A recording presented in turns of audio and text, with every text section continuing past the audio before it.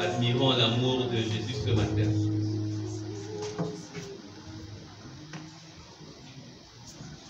Il y a des personnes qui sont poussées par le Saint-Esprit. Ils peuvent adorer le Seigneur ce matin. Seigneur, ce matin, je lève ma voix. Parce que ce matin, je réalise que tu m'as dit. Tu as dû m'accorder ton souffle de vie ce matin. Seigneur, beaucoup même sont sur le lit de l'hôpital, sont dans les maisons de malades, à cause des fléaux. Mais ce matin, tu as voulu que je sois là avec la force, l'énergie ce matin, pour t'adorer et t'aimer. Pourquoi ne pas te s'amender ce matin? Parce que toi, tu es digne, parce que c'est toi qui m'as donné la vie. Sans toi, je ne suis rien. Aucun homme ce matin ne touche mon cœur comme toi ce matin. Nul n'est comme toi. Seigneur, que toute la gloire te revienne ce matin. Parce que tu es digne. Gloire à toi, Seigneur. Gloire à l'agneau immolé, qui est digne de recevoir toute sagesse et majesté ce matin. Que toute la gloire. Au nom de Jésus. Amen.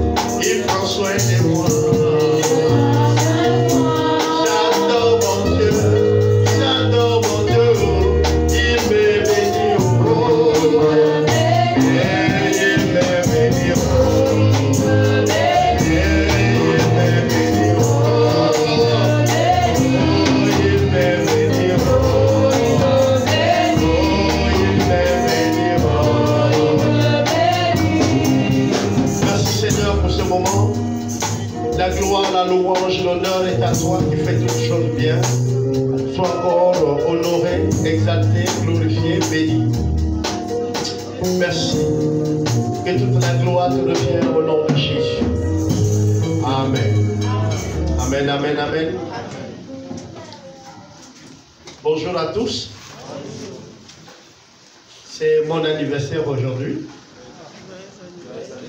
C'est le 17e mois 1974 que je suis né. Et donc,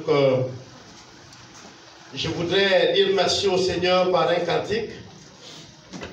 Et l'année passée, nous avons eu la grâce d'avoir le gâteau pour tout le monde. Je me suis mal pris. Je n'ai pas contacté le pâtissier à temps, mais je crois qu'on va le repousser. Et on aura l'occasion de manger donc le gâteau en différé. Amen, amen. Si les chantres et les musiciens peuvent nous aider, je veux dire, il me fait marcher sur les lieux élevés. Le Seigneur est ma force. Je veux me réjouir dans le Dieu de mon salut. Oui, je veux me réjouir en lui. Il m'a encore accordé un an de plus. Et vous pouvez vous réjouir également avec moi. Thank you.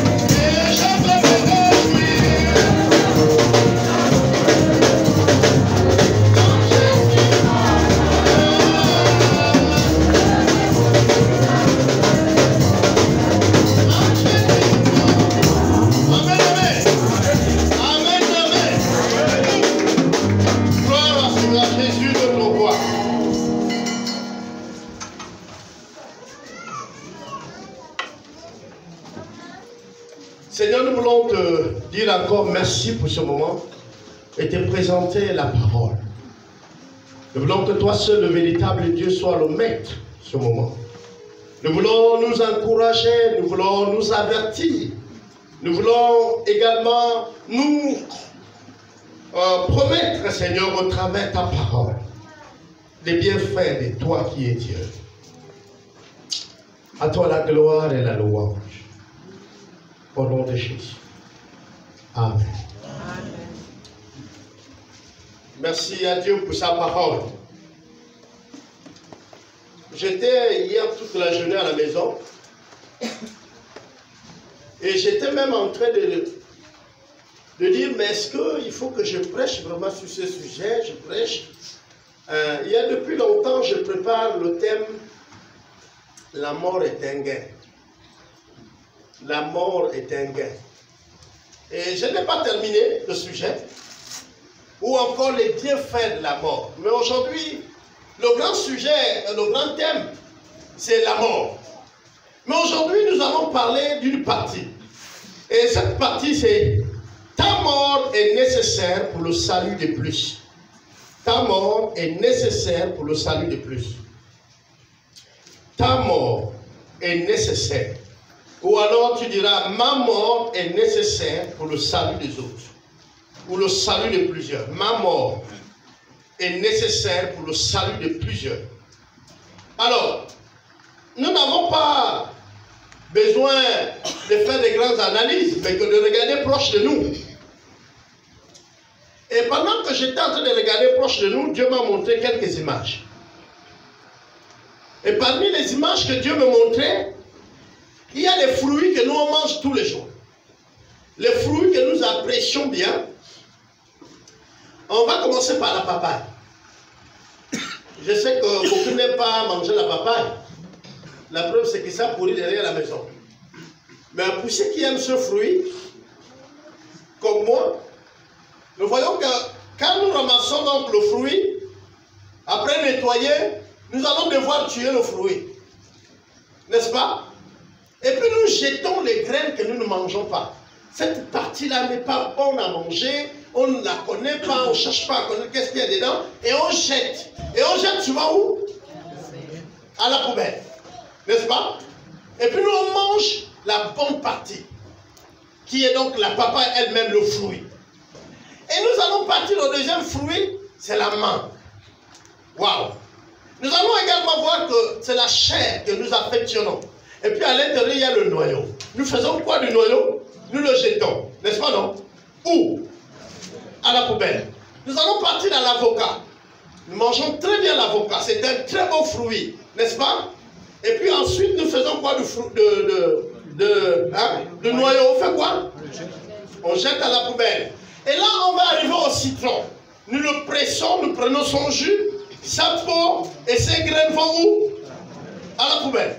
Donc, après avoir donné la mort à tous ces fruits, la partie même qui donne la vie est jetée.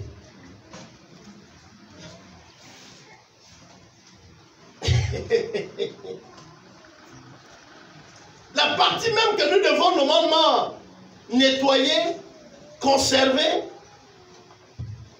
est très souvent la partie que nous jetons. Nous n'accordons même pas l'importance à cette partie. Nous sommes concentrés sur ce qui est bon, qui est donc quoi? Le fruit lui-même. Mais les graines, ça nous importe peu. Mais quelques jours après, nous allons repartir chercher les mêmes fruits, n'est-ce pas non? Nous trouvons que c'est nécessaire qu'on mange ces fruits. Mais les graines, nous les jetons. Et je parlais avec un ancien en semaine, je lui dis, mais regarde bien. Certains ont fait des jardins et ont entretenu les arbres fruitiers. Depuis des années, ces arbres-là ne produisent pas bien.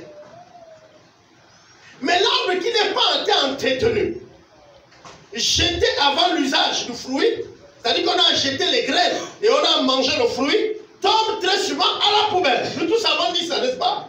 Cet arbre-là va vite prendre vie. Il va grandir, on ne s'occupe pas de lui, on ne l'arrose pas, il ne nous intéresse pas. Tous les jours, nous partons arroser nos jardins. N'est-ce pas?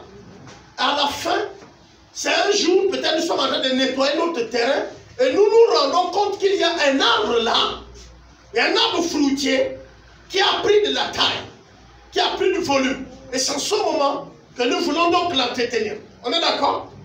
Mais comment il a commencé, il ne nous intéressait pas. C'était celui qui est rejeté. Celui que nous n'avons pas pris soin. Et nous l'avons jeté où? À la poubelle.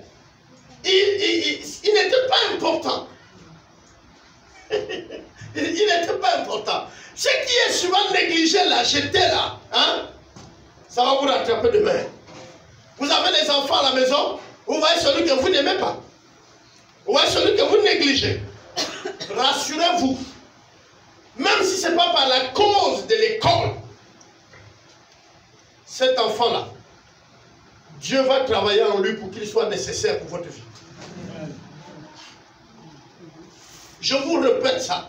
Même l'enfant de votre frère, de votre soeur, que vous négligez, cet enfant-là n'a pas d'importance devant vous. Vous le mettez hors. Gardez bien le message que je suis en train de vous donner aux frères. L'avenir vous dira. Il n'y a pas que l'école qui nous amène au sommet. D'abord, ça dépend c'est quoi un sommet. Si moi j'ai appris pour être maçon, je n'ai pas besoin d'être à l'université. Pour être maçon, je dois savoir lire, écrire et apprendre. Si je veux être maintenant ingénieur, technicien supérieur, là il faut aller. Est-ce que vous comprenez? Voilà. Mais on va aller doucement. Je disais que c'est ta mort ou ma mort est nécessaire pour le salut de plus. Nous sommes dans Genèse 37, le verset 5. Nous sommes avec l'histoire aujourd'hui de Joseph. Joseph eut un songe et il le raconta à ses frères qui le haït encore davantage. Donc il y avait déjà la haine, il y avait beaucoup de problèmes que Joseph avait déjà suscité la haine. Donc il n'était pas, je disais 37 à partir du verset 5, Genèse 37 à partir du verset 5. L'histoire nous montre que ce frère-là, il avait déjà beaucoup de situations qui amenaient ses frères à le haïr. Mais quand on étudie bien l'histoire, on voit que son père l'aimait beaucoup. Son père l'aimait beaucoup, il y a toute une histoire derrière, mais le gars fait un rêve. Il était bien avec ses frères, mais il fait un rêve. Et il vient vers les frères, après qu'il a fait le rêve, pour lui dire, j'ai fait un rêve. Et il leur raconte le rêve. Quand il raconte le rêve, les frères l'ont haï encore davantage. Dis le verset. Le 9, toujours 37, mais verset 9 dit, il eut encore un autre songe. Et il leur raconta à ses frères. Il dit, j'ai eu encore un songe. Et voici le soleil, la lune et les 11 étoiles se prosternaient devant moi. Et Joseph même les problèmes. Alors, ce frère-là, il n'a pas conscience qu'à chaque fois qu'il vient dire ces choses aux autres, eux le haïssent. Mais en fait, ce qui se passe ici, c'est quoi? Le frère, il est dans le groupe de ses frères. Il est avec ses frères, il est dans sa famille. D'abord, il faut aller plus loin. Le père de Joseph vit avec Joseph au désert. Si je prends l'image de chez nous ici, au campement. Voilà leur pays, c'est un campement quelque part où un monsieur vit avec sa femme et ses femmes et les enfants. L'enfant fait un rêve où il est devenu un grand homme. Et il vient raconter, les autres se fâchent. Et l'enfant fait encore un autre rêve. Quand vous allez voir la partie, l'autre, on dit quoi? Je vais aller pas par pas.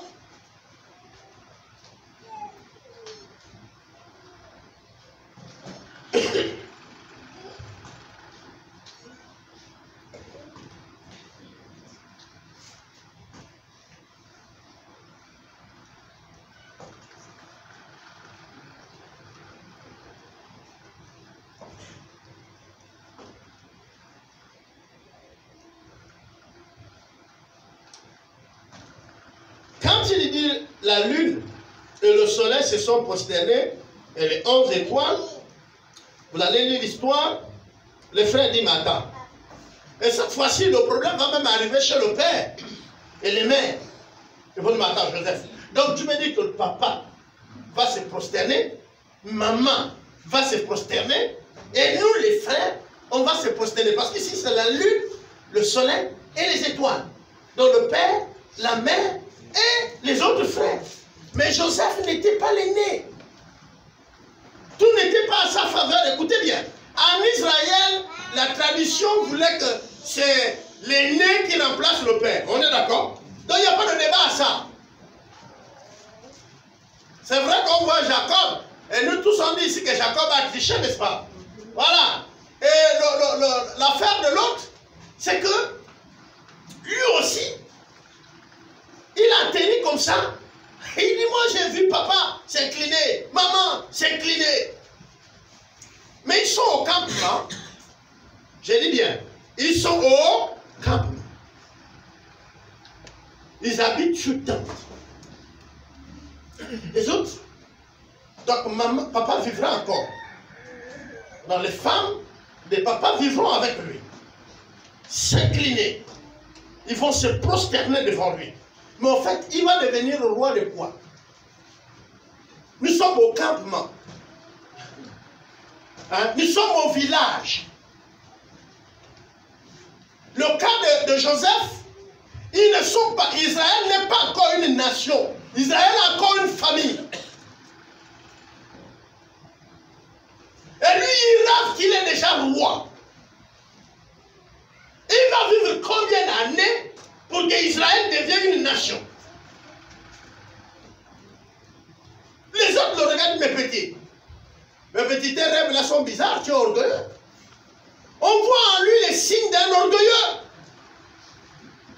Mais quand on essaie de regarder, c'est sur quel bouton il va appuyer pour que nous, on se prosterne. Ah. Mais les frères, et ils ont dit, bon petit, on va voir comment nous, on va se prosterner. Et beaucoup d'entre nous disent sans autres, on verra comment tu vas arriver. Tu as dit que c'est toi, non? On va voir. Et donc les frères de Joseph ont dit on verra. Ils ont gardé ça dans leur cœur. On verra. Comment nous on va se prosterner devant toi le petit orgueil là? Tu viens nous raconter que tu as fait des songes où tu es devenu un roi. Papa, maman et nous on va donc fléchir les genoux devant un truc comme ça. Et où? Au campement. Non, attends. Joseph va commencer un royaume. Ça c'est comment? Ça dit quand on regarde, rien n'est destiné à quelque chose concernant Joseph. Rien. Et puis regardez bien. Moi j'aime Dieu. Les frères de Joseph étaient allés à Shichem pour faire perdre le troupeau de leur père. Je suis au verset 12. Le 13 dit ceci. Israël dit à Joseph, tes frères ne font-ils pas perdre le troupeau à Shichem? Viens, je veux t'envoyer vers eux. Et il répondit, me voici. Le 14 dit, Israël lui dit, va, je te prie, et vois, si tes frères se portent, sont en bonne santé, et si le troupeau est en bon état, et tu m'apporteras des nouvelles. Voilà la mission qu'on donne à Joseph. On y va voir tes frères, tu vois comment ils se portent. Et tu vas aussi voir si le troupeau qui s'occupe se porte bien. Donc Joseph n'était même pas habilité d'aller dormir sur les plaines pour perdre le troupeau avec les autres. Il était encore jeune. Donc lui, il restait avec le père. Et comme tous les grands frères sont partis, maintenant on lui dit, suis les autres. Quand tu les suis là-bas, ce n'est pas que tu vas perdre le troupeau. Tu vas aller voir comment le troupeau se porte et comment la famille aussi est. et puis tu m'en remportes les nouvelles. Tu m'amènes ça. Je veux savoir comment mes enfants sont là-bas. Donc le père se préoccupait également pour la santé de ses enfants. Il envoya ainsi de la vallée de Hébron. Et Joseph allait à Shechem. Le 18 dit, il le vit de loin. Donc ses frères, avant qu'il fût près d'eux, il complétait de le faire mourir. C'est la partie là que j'aime bien. Ils l'ont vu de loin. Dès qu'ils ont vu Joseph de loin sur le montant venir, ils ont dit ça c'est Joseph. Unanimement, tout le groupe de ses frères s'assoit et dit bon, les gars, ces rêveurs là, ce gars qui fait les songes là, comment on va arrêter sa vie? Quelle est la manière que nous allons utiliser pour que ces rêves ne se réalisent pas? Alléluia. Beaucoup d'entre nous ont parfois des stratégies comme ça. Mais vous savez, quand vous allez mener des stratégies comme ça concernant quelqu'un, vous allez voir qu'il va s'éclater. Vous mangez une seule papaye. Vous en jetez combien de graines potentielles de pousser? Donc vous comprenez que Jésus disait, il faut que le fruit tombe, pourrisse, meure, afin de produire plus. Alléluia. Donc notre mort est nécessaire. Notre mort dans notre vie physique, la vie que vous avez connue avec Christ là, vous devez la faire tuer. Elle doit mourir. Mais dans la mort de cette vie, vous allez perdre certains amis. Vous allez perdre certaines personnes de confiance. Vous allez perdre certaines choses. Vous allez arriver à zéro. C'est ça la mort. Afin de renaître à nouveau. Et dans la nouvelle vie, Dieu va vous permettre de nouveaux amis, de nouvelles sœurs, de nouveaux frères, des pères, des mères, qui sont de la qualité de la nouvelle vie que tu as. Mais aussi longtemps que tu te tiens à ta vie passée là, la vie que tu avais depuis avant de connaître Christ, tu resteras entier. Voyez-vous, sur les tables, vous allez voir qu'il y a une qualité de pommes qui ne change jamais. Vous allez dans les maisons, vous allez voir, on a mis les pommes dans l'assiette, on a posé là, et les morceaux de canne. Seulement ça là, ça ne change pas. Vous connaissez cela? Les cannes qui ne changent pas là, ils sont artificiels. Donc une vie artificielle, elle ne produit pas. Un jour, avec toujours des recherches, je suis arrivé à comprendre c'est quoi être riche et paraître riche. Paraître riche, c'est quand tu as un peu d'argent, tu veux payer les choses classe pour montrer à tout le monde que tu es. En fait, tu n'es pas riche, tu es pauvre, tu parais. Mais celui qui veut être riche, il conçoit, il ne devient rien, il n'attire pas les regards, il se prive, on se moque même de lui, il pousse les brouettes. Mais dans 6 ans, revenez voir le même gars, il est riche. Il a travaillé pour concevoir sa richesse. Oh, tu prends l'argent pour paraître riche, tu gaspilles. La plupart d'entre nous ont un salaire à la fin du mois. Seulement, vous ne concevez pas pour devenir riche, mais c'est pour paraître riche. Écoutez-moi bien. Être riche implique certains sacrifices. Ça va amener les gens à se moquer même de vous. Mais ça ne te fera rien, parce qu'au moment où tu me vois ici, au fait, dans ma tête et dans ma vision, je suis là-bas. Est-ce que tu comprends? Au fait, ce n'est pas moi que tu critiques là. Moi, je suis devant. Je pousse une portière. Ça, c'est un frère nigérien que j'ai connu. Sam Bangira. Il fermait les portières. Au bus. Et il a construit une petite maison. Ensuite, Sam a fait louer la maison. Il continue à dormir chez ses parents. Il fermait les portières. Il a construit une deuxième petite maison. Sam faisait toujours les portières. Il a fait une troisième maison. Alors Sam ne fermait plus les portières. Sam a construit une maison en dur, construit une troisième maison. Sam vit dans une grande villa. Son véhicule est énorme.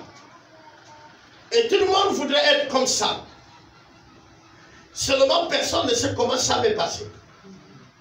Toutes les mamans voudront que Sam épouse leur fille. Mais ils ne savent pas que Sam a construit sa richesse avec celle qu'il a suppotée depuis. Vous savez, c'est bien de voir quelqu'un avec des richesses, de vouloir qu'il t'épouse. Au lieu d'avoir ton quelqu'un et lui pousser à devenir. Hein, vous me comprenez, non? Il faut avoir ton quelqu'un et lui pousser à devenir. Que de chercher à avoir quelqu'un qu'un autre a poussé.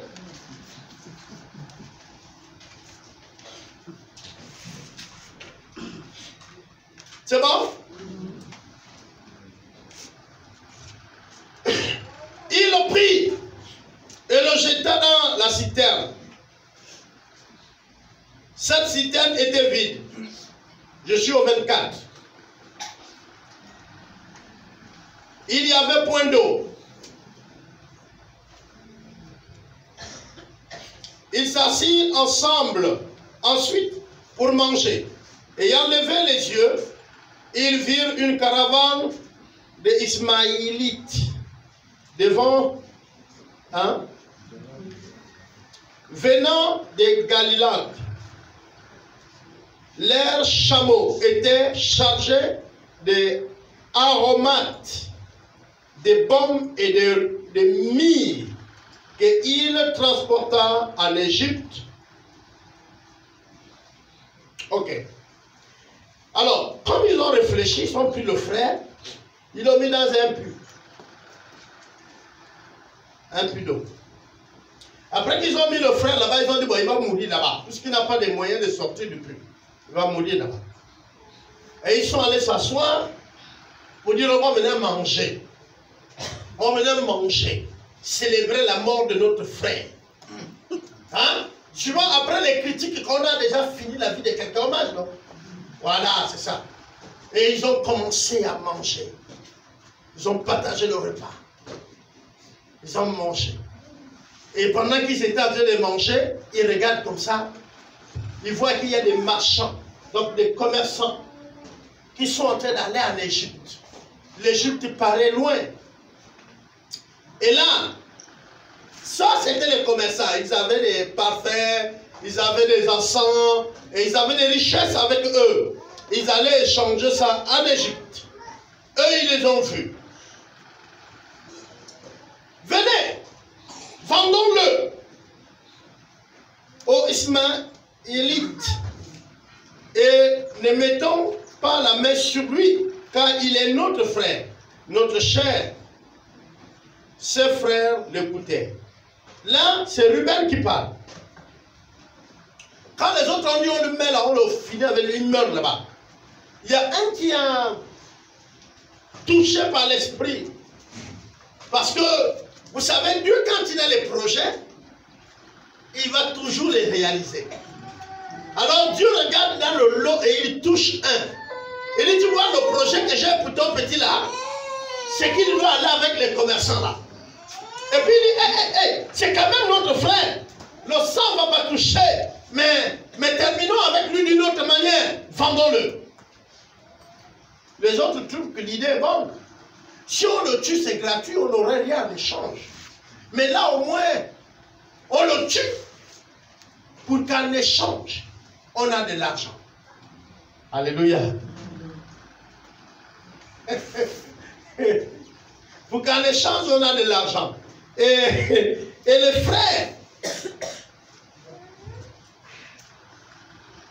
frères vont donc le vendre.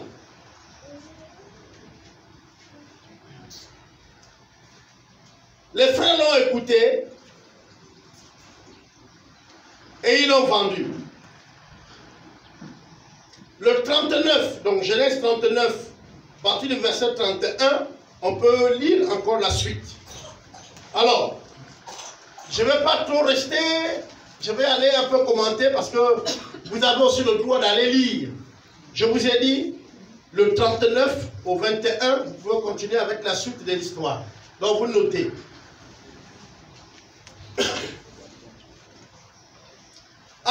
Écoutez bien. Joseph est donc vendu pour aller en Égypte. Joseph arrive en Égypte. Il y a un homme riche. Parmi ceux qui sont au palais, le nom c'est Potiphar. Potiphar va acheter qui? Un esclave. Est-ce que Joseph a un nom? Non. C'est l'esclave qu'on a acheté sur la route. Même son nom, Joseph, c'est l'esclave. Et là, le maître est libre de t'attribuer un nom qu'il veut. Vous savez le nom qu'on a donné à Joseph, non? Potiphar le prend. Potiphar ne le fait pas d'abord travailler plus loin. Il va commencer par les petites tâches. Seulement Potiphar va se rendre compte que les esclaves, j'en achète. Mais lui, là, quand il plante, ça ne meurt pas, ça pousse. Est-ce qu'il vous est arrivé d'observer vos enfants? Oui, c'est bien. Moi, je suis d'accord avec vous qu'il faut pousser les enfants à l'école à tout prix. Mais si vous regardez aussi bien, il se peut qu'ils ne réussiront pas par le même tronc commun qui vous a dit que tous se réussiront parce qu'ils vont à l'école.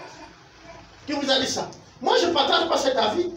Je ne dis pas que ne les renvoyez pas à l'école. Mais je dis, je ne partage pas cet avis. L'école est nécessaire, oui, savoir lire, écrire, oui. Mais ma réussite ne dépend pas de ce système. Ma réussite peut changer.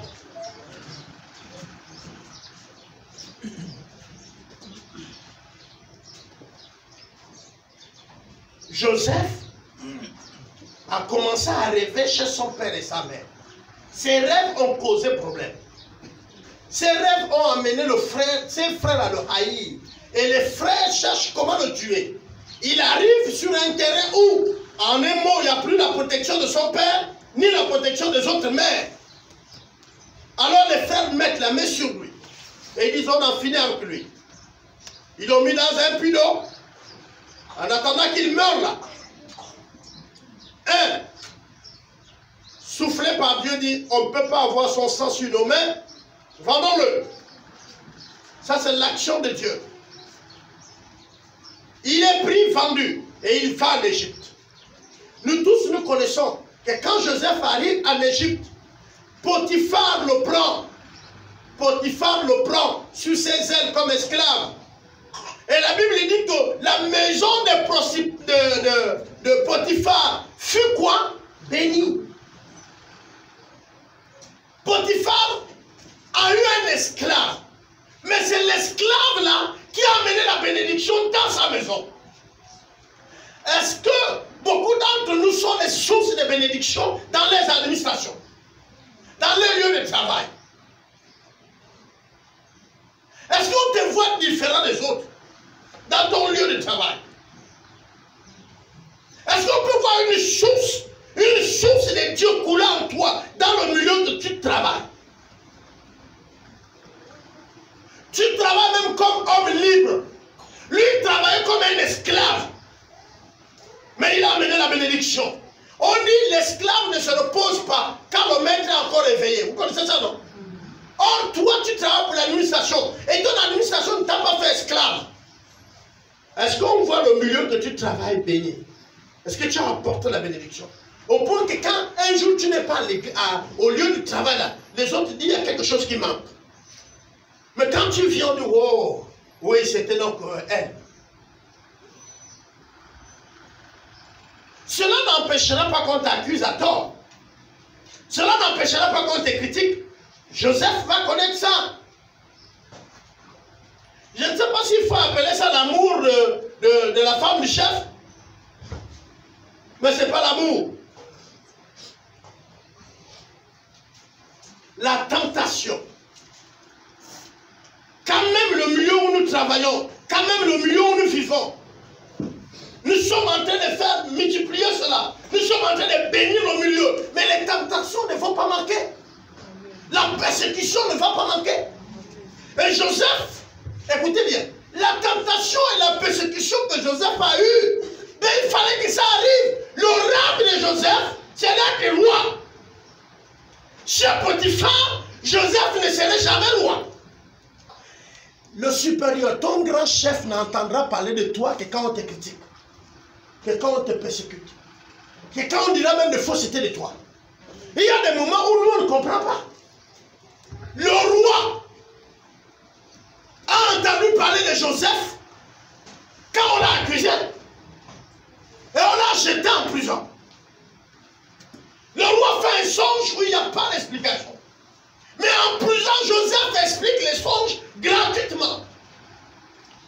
La spécialité de Joseph ici, c'est les songes. Donc seulement les songes vont t'amener à tes rois. Si Dieu veut t'élever, il t'élèvera.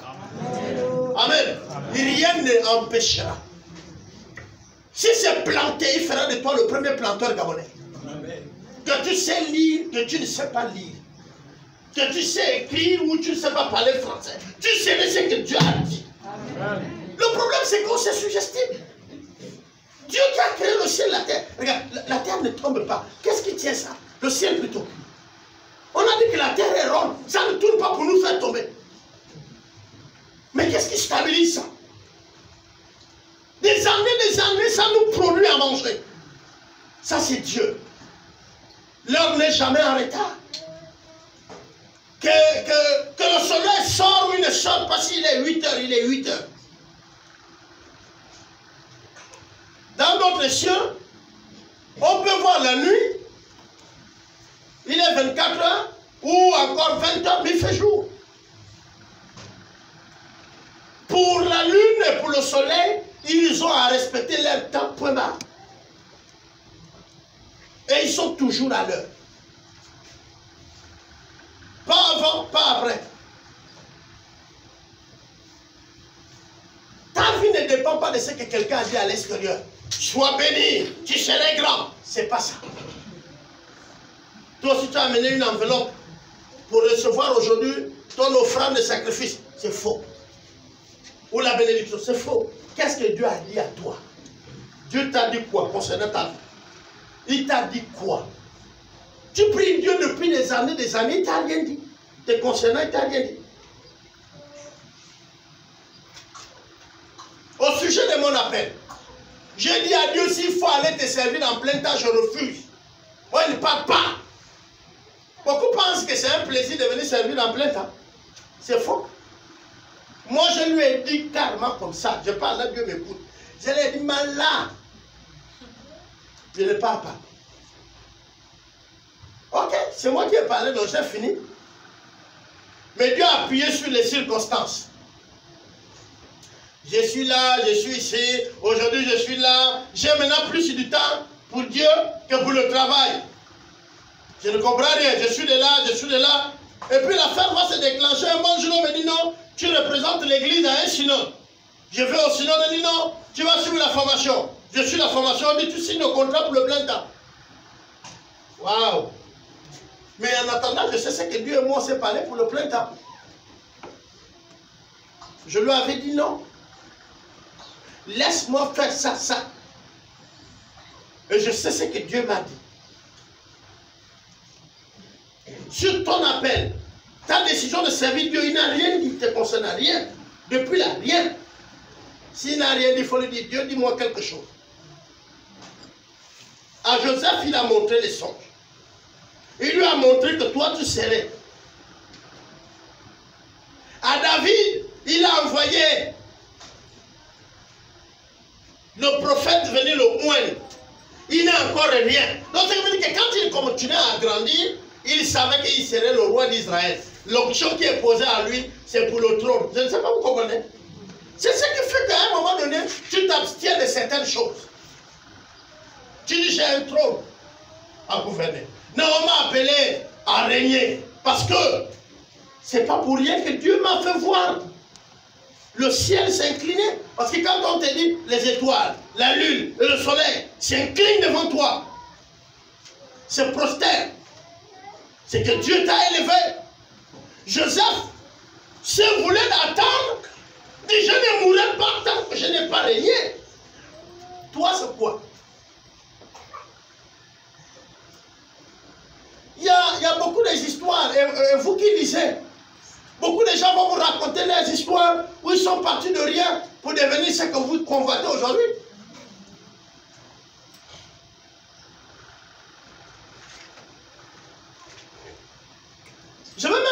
encore de quelqu'un qui a fait l'école. Tu as appris. Regarde, c'est depuis le jardin ou le CP1. Toi-même, tu connais comment tu étudiais, tu connais comment ta famille était, tu connais comment tu luttais. Mais aujourd'hui, tu as eu une part de travail, une responsabilité. Tu es sûr que c'est au fruit de tes efforts.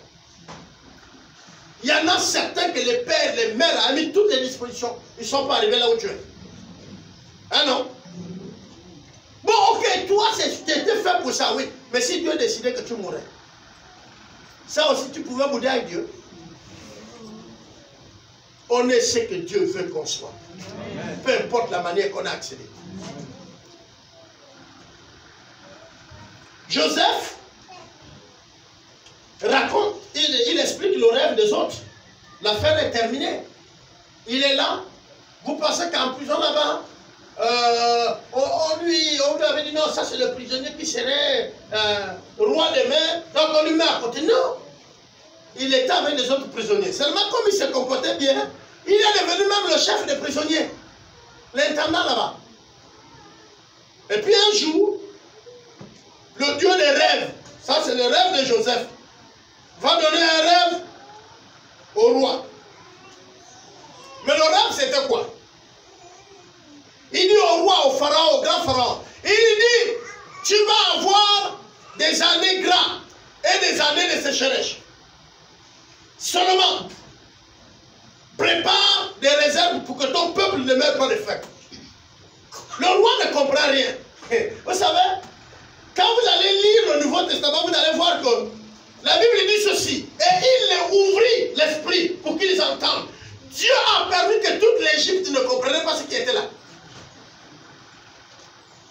L'explication est devant eux, mais Dieu ne leur permet pas. Pourquoi? Mais parce qu'il a réservé ça à Joseph. Attends. Il faut bien. On a montré les vaches grandes et les maigres. Et les maigres sont venus avaler les gras. Et les minces ont avalé les gros. Et ils sont restés toujours minces. Le roi est troublé. Hey, là, Dieu permet que le roi est troublé. Il fait des explications. On lui donne tous les sages sont venus, les cerveaux. Vous savez, les sages, les cerveaux. Avec la sagesse qu'ils ont. Oh, roi! Pythagore avait dit. Ces vaches que tu vois, c'est des vaches. C'est une qualité spéciale. Le roi du football. Moi, je ne veux pas savoir la qualité des vaches. Ces vaches-là ont disparu. Pourquoi? Et là, un autre, il appelle d'autres, les magiciens. Ils sont là, ils ont apparu. Ils ont même fait apparaître le gros bœuf. Ils ont dit, roi, tu vois? Le roi, oui, voilà les minces, oui. Le roi dit, bon, mais ça dit quoi? Il dit, non. Tu sais, dans la vie, il y a toujours les gros et les minces. Le roi dit, foutez-moi le cas. Moi, je veux savoir pourquoi ils ont avalé les autres. Et ils sont restés pareils. Dieu avait voilé. Et Dieu a la capacité de voiler à qui il veut et de révéler à qui il veut. Il avait dit à Joseph, ouais, roi, tu serais roi. Et où? Dans la première puissance de l'époque, l'Égypte. Donc tu n'as pas fait l'école, tu n'as pas étudié à l'école d'Égypte, de Pharaon. Tu apparais, de la prison au royaume, au trône de la prison. C'est pas Mandela. Hein? Assurément, Mandela a copié chez lui.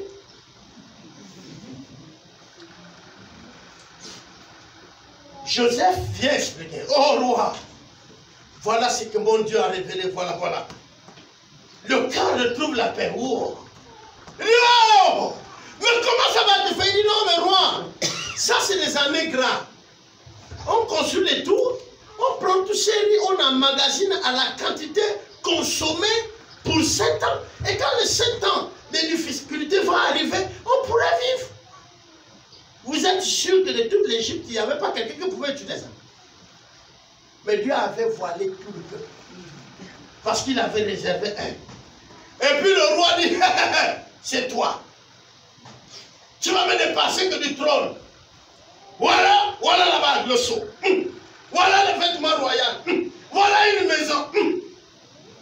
Ok. Et puis Dieu permet. Regardez, ces frères et sœurs qui étaient au désert là-bas avec leur père et leur mère vivaient bien, n'est-ce pas, non?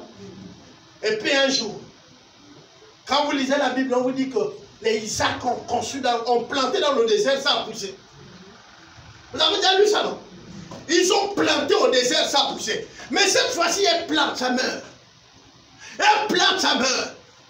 Dès que Joseph est arrivé au trône, Dieu a permis à ce que le sol ne donne plus. Il a dit, bon, les enfants vont mourir de faim. J'entends parler qu'en Égypte, il y a la bouffe. Allez-y. Les frères arrivent. Ils achètent le blé. Mais ils trouvent que celui, l'intendant de toute la nation, et même à leur faveur, il les reçoit bien, et tout, et ils n'ont aucune idée que c'est Joseph. Non, pour eux, Joseph a été vendu, il c'est un esclave quelque part, où on ne sait pas. C'est ce que la nouvelle naissance fait. Joseph était là. Et un jour, il va se présenter à eux. Regardez, le cœur de frère tombe au sol. Ah, non, non, fini. C'est lui. On est fini. Le gars va nous faire passer par l'épée. Mais Joseph dit non. C'était le Seigneur qui travaillait pour vous préserver du lendemain qui est plus mauvais. Alléluia. Oui, il a voulu que vous ne mourrez pas. Mais comme vous ne devez pas mourir, vous devez vivre. Alors il m'a envoyé avant vous. Regardez bien, si c'était nous. Non, c'est nous. Soyons vrais. Je demande à mes serviteurs d'aiguiser le couteau. Chacun des frères a sa machette à lui. Non. Regardez, il faut être nous. Et dire que si le Seigneur me donne la force, je ferai comme Joseph. Mais ne dis pas que tu vas faire mieux que Joseph. Parce que même avant l'histoire d'aujourd'hui, là, tu connais combien tu as tué. On va aller doucement. Tu as un frère que tu ne parles plus avec lui parce qu'on est venu te dire qu'il a dit non. Mais tu l'as tué depuis. Selon le Nouveau Testament, il y a beaucoup ne savent pas que la grâce est plus dure que la loi. La grâce dit ceci. Si tu ne parles plus avec ton frère, c'est que tu l'as déjà tué. Il n'existe plus pour toi. Est-ce que vous savez ça? Mais on a beaucoup de soeurs, de frères qu'on ne se parle plus, non? Même si c'est la nourriture de lui, là, je ne mange pas. Faut rendre. Ah non? Tu l'as tué. Et tu loues le Seigneur.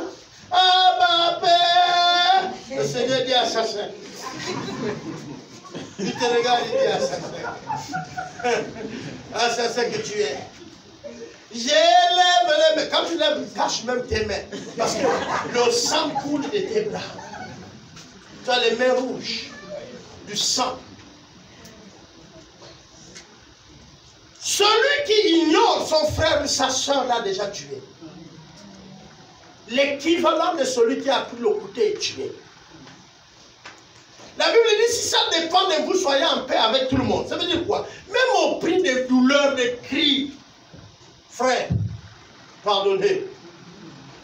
Vous allez me dire, mais jusqu'à quand? Non, jusqu'à ce que tu vis, tu pardonnes. Il faut même dire au Seigneur, c'est à cause de toi. Quand tu pleures, mais tu dois pardonner. Et ça doit être sincère et vrai. Hein non? Ouh, si ce n'est pas fait, il faut le faire. Il faut le faire. Ne mourrez pas sans avoir fait faire la paix avec la personne que vous ne parlez pas. Il faut réparer ça. Ce qu'ils ont fait à Joseph était grave. Dieu va utiliser également des personnes qui vont créer des situations dans ta vie. Mais en fait, il ne faut pas être ennemi d'eux. Il faut cette situation pour que tu grandis. Alléluia. Ouais, il faut des situations que tu grandis.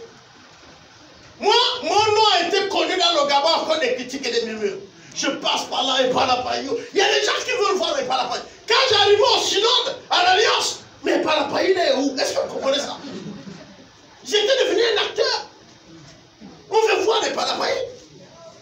Attends, les Parapaïs que vous parlez là, quand il y a même missionnaires et des évangélistes. Ils sont en train de discuter. J'ai toujours un autre atelier, je m'occupe de CNSS et centralisation. Dès que je quitte là-bas, parce que nous on terminait toujours avant, je viens seulement m'asseoir comme ça. Tu vois souvent les gens, c'est celui-là, c'est celui-là. Cette renommée, qu'elle soit négative ou positive. Et quand tu connais ta position avec Dieu, elle va servir pour quelque chose. Alléluia. Elle va t'amener à un point.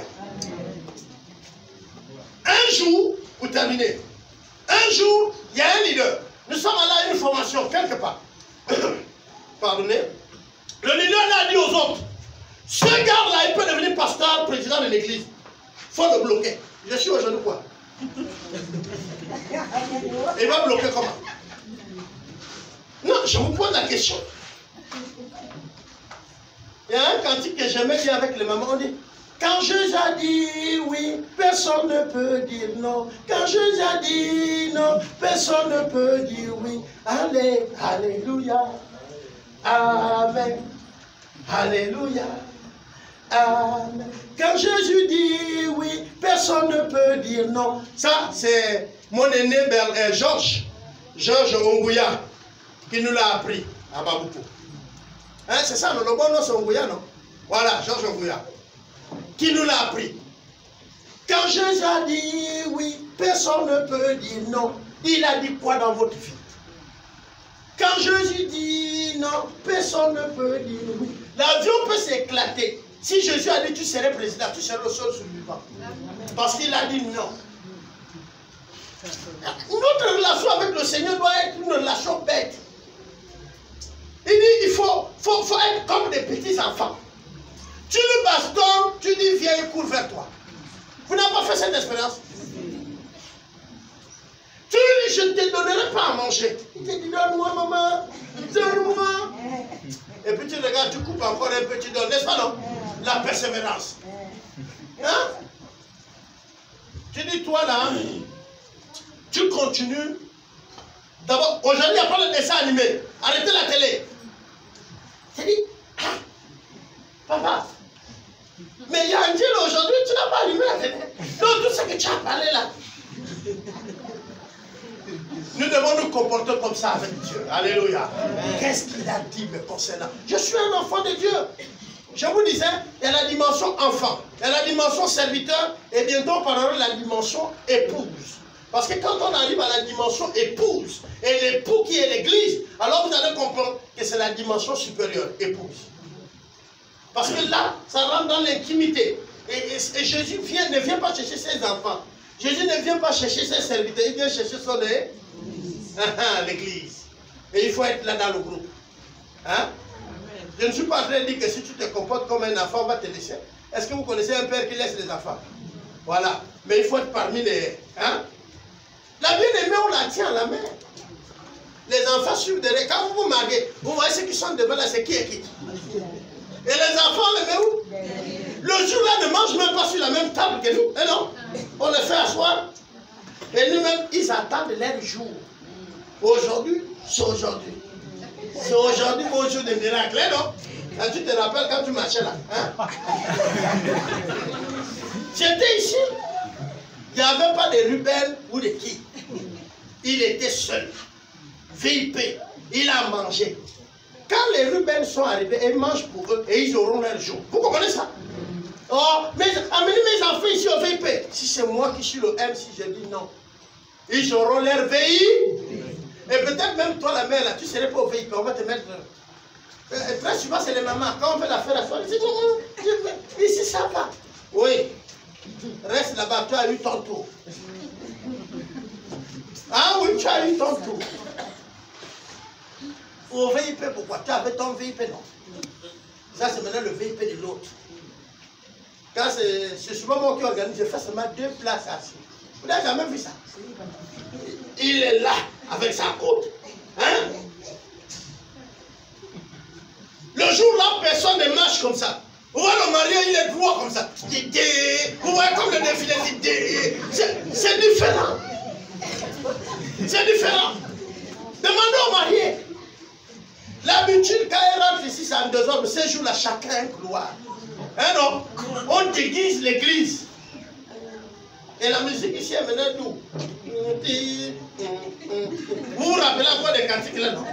Ils savent ce que je parle. Mais ça, c'est juste pour nous dire que nous aussi avons cette relation avec le Seigneur. Est-ce que tu entends cette musique dans ton cœur? Quand tu es accablé, il te dit quoi?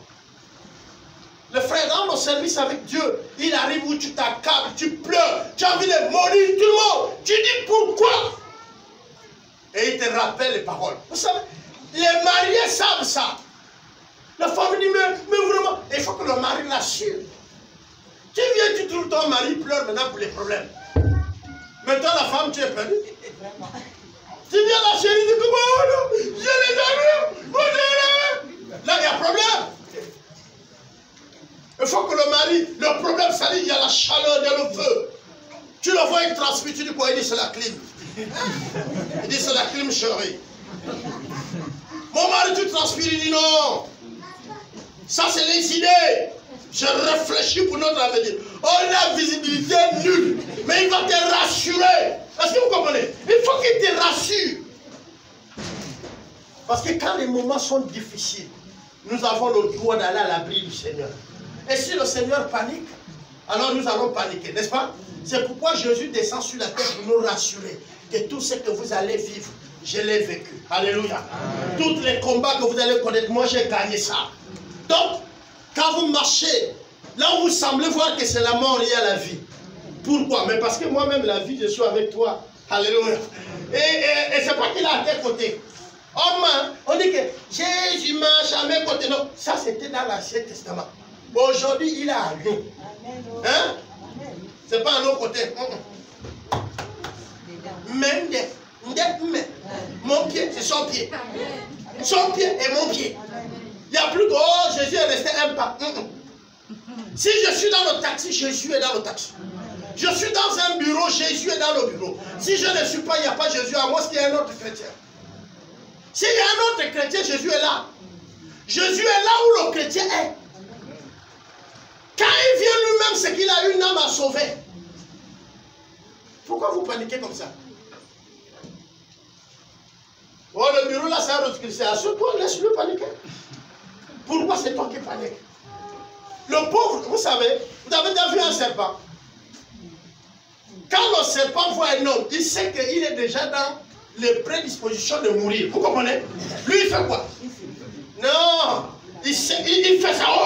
Oh, mais en fait, il ne fait pas ça parce qu'il est fort. Il veut que tu recules pour qu'il fuit.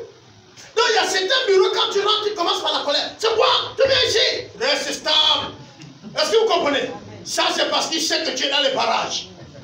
Il panique. Monsieur, calmez-vous. Ce que je suis venu vous dire, je n'ai même pas encore dit, monsieur. Oui, mais toi aussi, tu viens très tôt comme ça, pourquoi? Je vous dis là ce que j'ai vécu. Je suis allé voir le médecin à l'hôpital général. Je ne vous dis pas le nom du médecin. On distribue les numéros. On me donne numéro 1.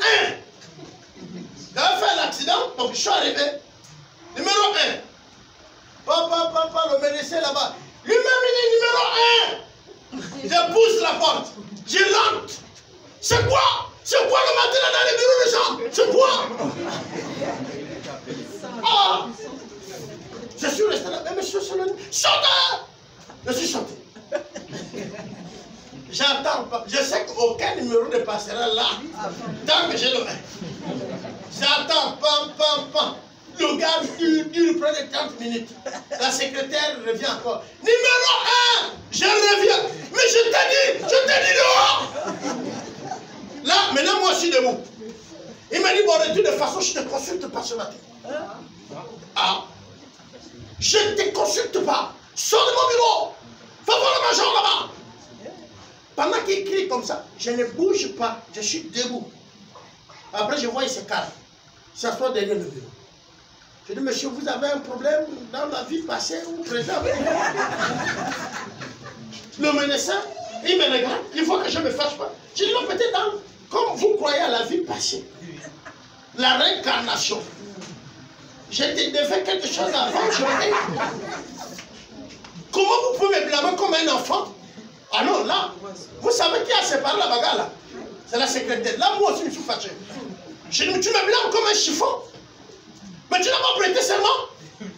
C'est quoi? Je sens le matin là. Et si je sens, tu as le devoir de me soigner, de me dire quel produit. Ça chauffe. Les secrétaires sont rentrés. Monsieur, va voir le major comme il a dit. Moi aussi, je suis sorti voir le major. Le major m'a prescrit le produit et le produit m'a soigné. Bon, est-ce que je devais être son ennemi? Non. C'est sûr que le produit qui allait me soigner, c'est le major qui l'avait. Et non lui. Et ça m'a soulagé, j'étais tranquille. Voilà. J'ai fait un accident sur un des engins. À un cimetière. Bon, là, je vais vous dire, sinon vous allez soupçonner le pauvre cimetière. On arrive, je suis sur la machine, paf, je suis projeté de la machine. Je tombe vers là où il y a le cimetière, boum, toute l'épaule la bouge.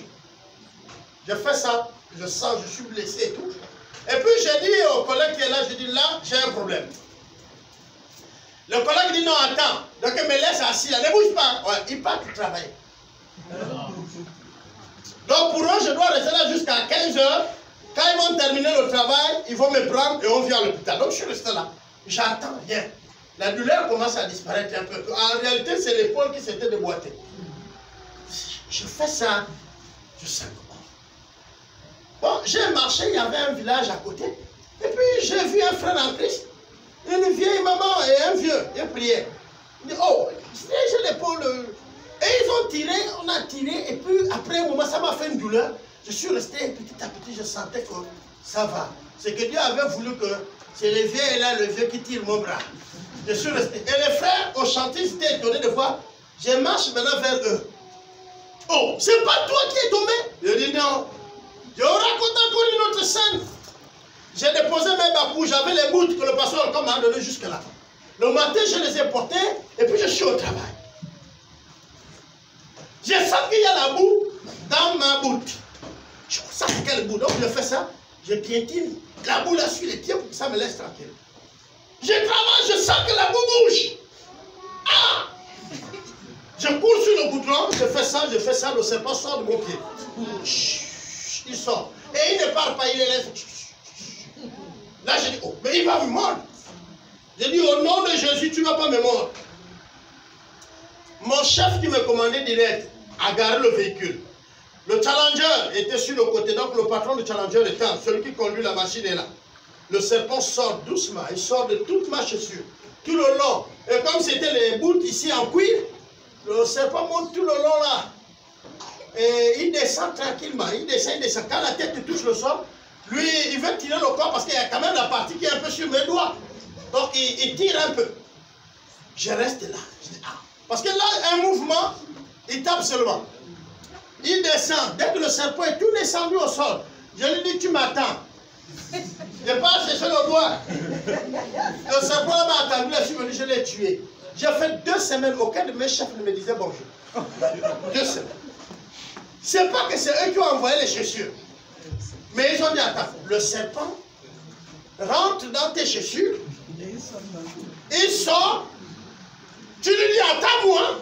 Et le serpent t'attend, tu viens le tuer. Le petit là travaille avec les médicaments. Et j'ai dit à mon chef, les médicaments c'est petit. Je ne suis plus au niveau des mini. Moi, il traite direct avec le ciel. Je traite avec le ciel. Alléluia. Celui qui a fait le ciel et la terre est mon papa. Je traite avec lui. Il y a des choses où je vous dis, il faut croire bêtement. Vous avez dit, vous vous arrêtez là, croyez à ça, même si tout ce que tu vois est opposant. Crois bêtement. C'est là où vous voyez la plupart des ignorants réussissent avec Dieu. Peu des intellectuels réussissent. Il y en a des intellectuels qui réussissent.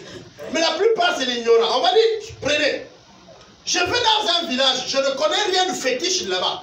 Le matin, je me réveille. C'est le pasteur comme nous raconter ça. Il dit, quand nous sommes venus en Afrique, les Africains font le fétiche. Le matin, tu te réveilles, il y a plein du sang au salon. Le blanc, quand je vous dis, mais il y a un chien errant qui est blessé là. C'est sûr qu'il a dû dormir à la terrasse. Il a pris la mélange de balai, essuyer. Est-ce que vous comprenez? le fétiche ne va pas l'éteindre, la terre. On est d'accord? Ouais, bon, maintenant prenons le cas d'un noir qui connaît ce qui se passe. Tu es déjà touché, n'est-ce pas, non? C'est bien de connaître l'écriture, mais ne cherchez pas à connaître parfois comment le diable opère, comment. Pourquoi? Parce que quand tu ignores certaines choses, tu passes. Regarde, tu ne connais pas ce que les fourmis manières font en brousse pour nous qui allons à la chasse. Tu vas marcher au milieu de ces fourmis là. Les fourmis là, c'est les bandits. Et ils ne te piquent pas. Ils vont d'abord grimper. Dès qu'ils sont arrivés ici, dès que le premier pique, bam! Même le fusil, tu jettes. Mais en fait, là où tu cours, c'est là où ils sont. En fait, tu les as eus depuis, tu as marché, tu les as déjà traversés. Quand ils te piquent là, là où tu cours, vers là où tu es venu, non? C'est là-bas qu'ils sont. Tu vas venir même t'arrêter encore au milieu d'eux et puis tu cours. Donc, le mieux, il y a des moments quand tu sens qu'ils piquent, tu t'arrêtes. Ceux qui connaissent, ils savent, ils s'arrêtent et ils commencent à les tuer. Mais ne cours pas. Un soir, nous sommes à une partie de chasse et il y avait les éléphants. J'étais avec les plus grands et savaient que les éléphants la nuit sont blancs. Moi, je ne connais rien. J'ai mon fusil, mais je ne connais rien. Alors, ils arrivent là. Oh, les éléphants! Et ils courent de partout. Moi, je veux courir. Dites-moi, là où je suis là même, je suis sur l'éléphant. Ils courent de partout. Mais le bruit, le fait qu'ils courent de partout, les éléphants aussi vont courir. Donc, mais ce qui était bien, c'est qu'il y a un qui courait là où les éléphants sont partis. Moi, je ne connais pas la forêt. Je suis resté sur la boussole. Les éléphants ont couru. C'était le grand félelon. Et lui, dès qu'il s'arrête, il les entend venir. Il court. Il n'est plus sur la boussole. Donc, le reste de la nuit, on a pensé à le chercher. Jusqu'au matin. Parce qu'il n'a plus les boussoles. Il a couru dans toute la forêt comme ça. On n'a plus chassé. Oh, tu es où? Tu es où? Jusqu'à ce qu'on l'a trouvé au petit matin. Mais moi qui ignorais, je suis resté sur la boussole. Parce que pendant qu'ils entendent le bruit, il dit ça c'est les éléphants. Je dis, hein? Cours, je cours où? C'est les grands qui ont même les torches. Seulement ces jours-là, ils ont oublié que l'éléphant suit la lumière de la torche. Donc eux qui couraient avec les torches, ils étaient potentiellement poursuivables. Mais pas moi. Avec le Seigneur, il y a des accords. Qu'est-ce qu'il a dit de toi avec la marche avec lui? On ne marche pas comme ça. Qu'est-ce qu'il t'a dit par rapport à ta vie? Et quand tu connais la parole qui t'a mis, tu restes là. Deuxièmement, il faut croire. La parole que vous dites là, elle se voit où? Mais vous avez la Bible qui a plein de promesses de Dieu. Quelle est la promesse que tu vois qu'il a dit pour toi, que tu t'es saisi? Hein, les autres disent, je saisis cette parole. Il a dit quoi? Il a dit qu'il fera de toi la tête et non la queue. Bon, tu as quel dossard aujourd'hui? Tu as la queue ou tu as la tête?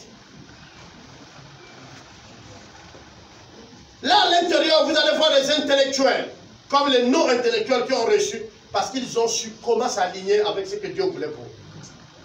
La réussite n'est pas forcément ce que tu vois l'autre arriver, mais c'est ce que Dieu a réservé pour toi. Amen, amen. Prions le Seigneur.